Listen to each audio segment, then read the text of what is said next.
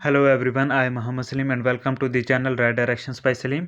इस वीडियो में हम 25 एमसीक्यूज़ पढ़ेंगे इकोनॉमिक्स के, जो फिजिकल पॉलिसी के रिलेटेड हैं और जो भी नेशनल लेवल के जैसे एसएससी वगैरह और स्टेट लेवल जैसे जेके एसएसबी एग्ज़ाम के लिए ये इंपॉर्टेंट है, और बाकी जो पीएससी के एग्ज़ाम्स होते हैं स्टेट या सेंट्रल लेवल के, उनके लिए भी ज़रूरी है। इसलिए आप ध्यान से सुनें, इंपॉर्टेंट वीडियो, और हमारा चैनल सब्सक्राइब भी करें। First question is economic survey in India is published by answer है ministry of finance, government of India. ठीक है, हाँ। Next question, physical policy in India is formulated by answer है finance ministry. Next question, if we deduct grants to states for the creation of capital assets from revenue deficit we arrive at answer है effective revenue deficit. ठीक है, next question, which one of the following is the largest item of expenditure of the government of India on revenue account? Answer है interest payments. Next question, which one of the following is a capital receipts in government budget? तो answer है इसका कि borrowing of the government from public। ठीक है, हाँ, तो that is हाँ कि borrowing of the government from public is a capital receipts in government budget। ठीक है, next question is equality in a country can be best brought through answer है regressive expenditure। ठीक है, next question, fiscal deficit in the union budget is equal to answer है net increase in internal and external borrowings। ठीक है, हाँ, क्या physical deficit in union budget is equal to net increase in internal and external borrowings. ठीक है, next question, physical deficit implies answer है कि total expenditure minus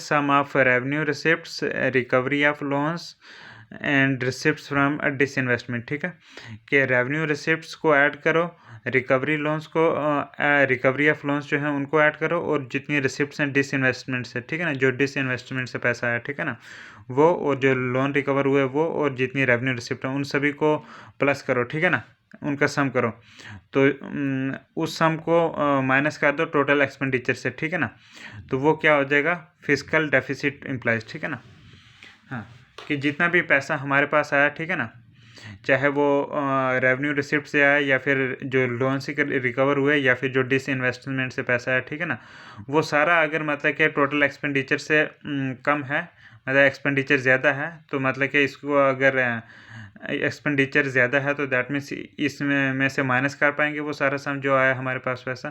तो अगर एक्सपेंडिचर ज़्यादा है उससे रेवेन्यू से, तो ये फिजिकल डेफिसिट हो गया। ठीक है ना,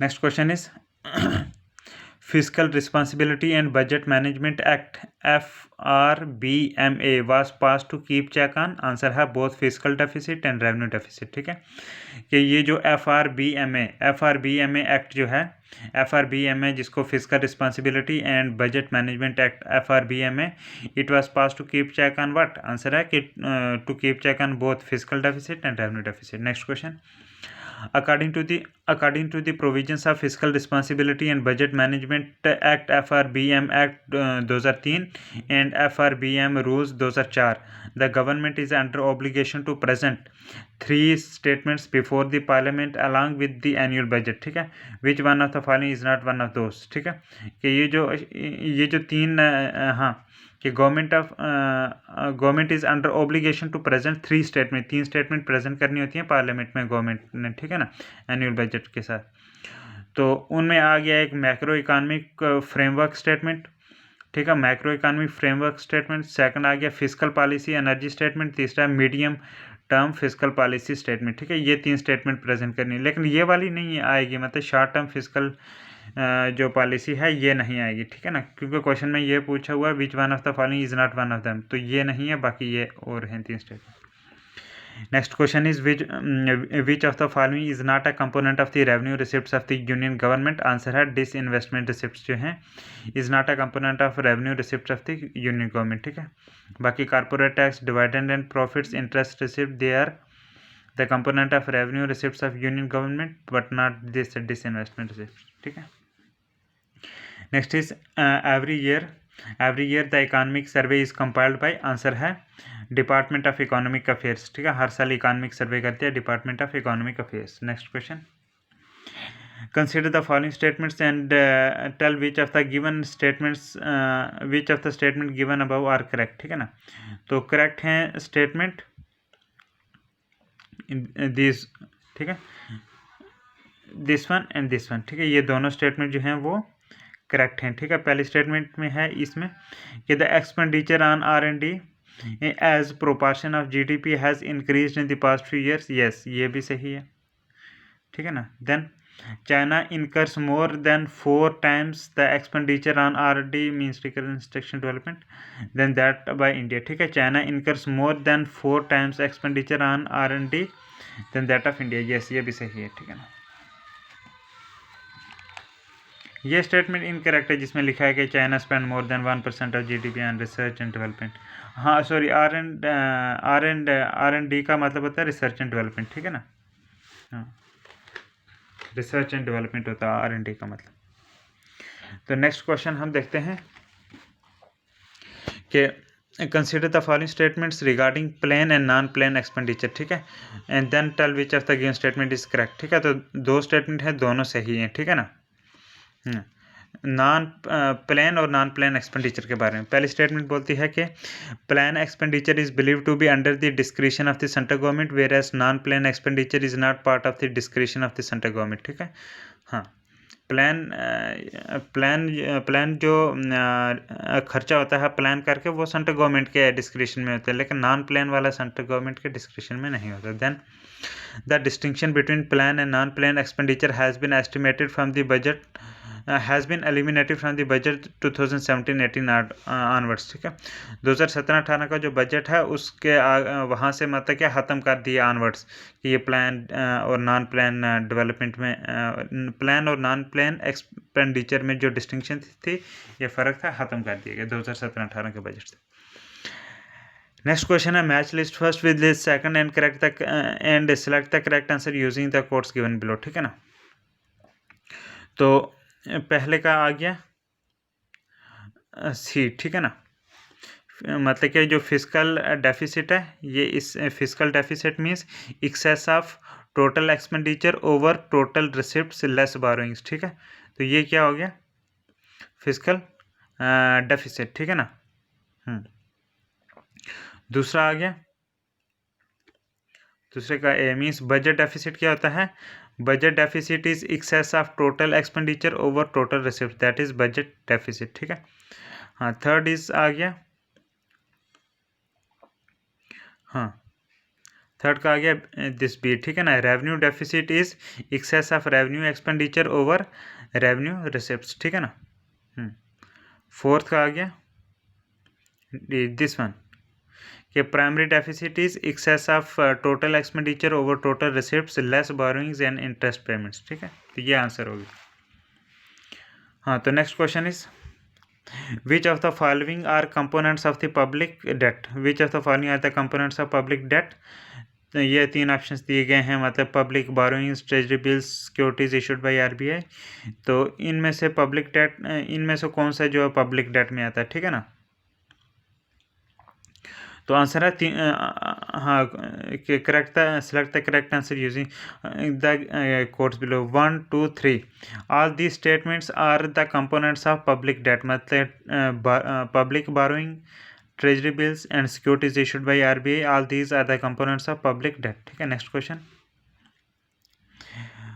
with reference to revenue deficit consider the following statements, ठीक है। रेवेन्यू डेफिसिट के लिहाज से कुछ स्टेटमेंट दी गई हैं कि उनको देखो और फिर हमें बताओ कि which of the statement given above are correct, कौन सी स्टेटमेंट सही है।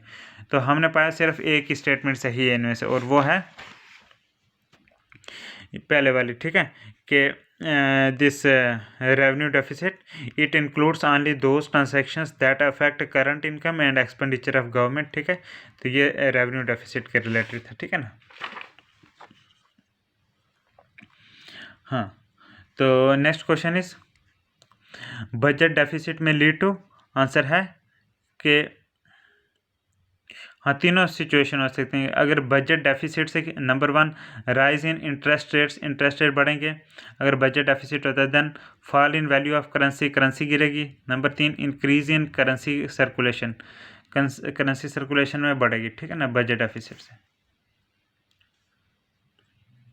Next question is which of the following items are included in revenue receipts, ठीक है ना।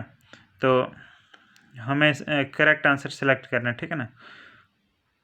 तो रेवेन्यू रिसिप्ट्स में जो है जो ऑप्शंस दिए गए हैं यहाँ पे, इनमें सिर्फ एक आ गया टैक्स रेवेन्यू और दूसरा आ गया नॉन टैक्स रेवेन्यू, ठीक है ना। These are included in revenue receipts. Tax revenue and non tax revenue जो है रेवेन्यू रिसिप्ट्स में आता है, ठीक है ना। बाकी ये बोरोइंग लायबिलिटीज़ वगैरह नहीं आते लोन्स, ठीक है। Next is which of the following are examples of capital payment by the government, ठीक है ना। तो आंसर है